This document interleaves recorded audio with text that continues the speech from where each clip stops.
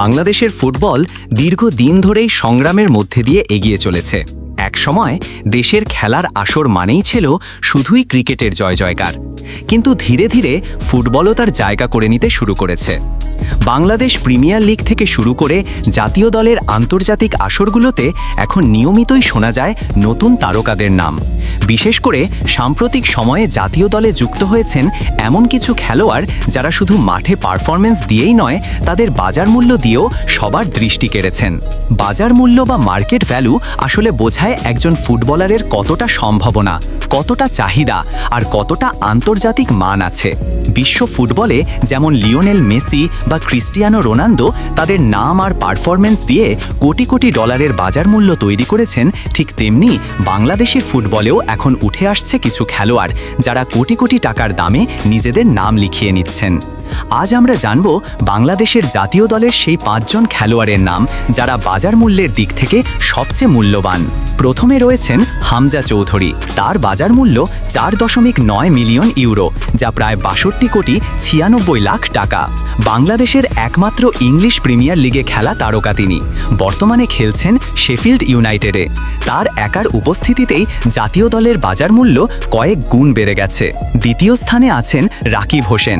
তার বাজার মূল্য 2,70,000 ইউরো, যা প্রায় 3 কোটি 47 লাখ টাকা। তিনি বাংলাদেশের অন্যতম সেরা উইঙ্গার।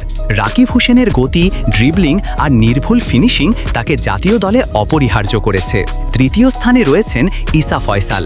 তার বাজার মূল্য 2,70,000 ইউরো, প্রায় 3 কোটি 47 লাখ টাকা।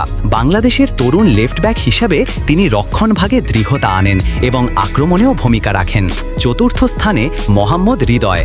তার বাজার মূল্য 2,25,000 ইউরো, যা প্রায় 2 কোটি 89 লাখ টাকা। তিনি জাতীয় দলের প্রতিশ্রুতিশীল মিডফিল্ডার, বল নিয়ন্ত্রণ আর সৃজনশীল খেলায় পারদর্শী।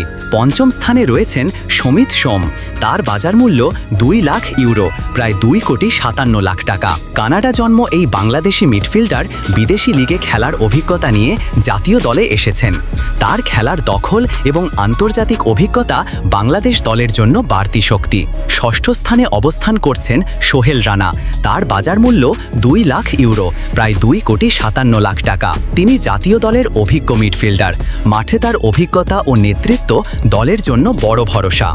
এই 6 জন খেলোয়াড়ই বাংলাদেশের ফুটবলের বর্তমান শক্তি এবং ভবিষ্যতের আশা।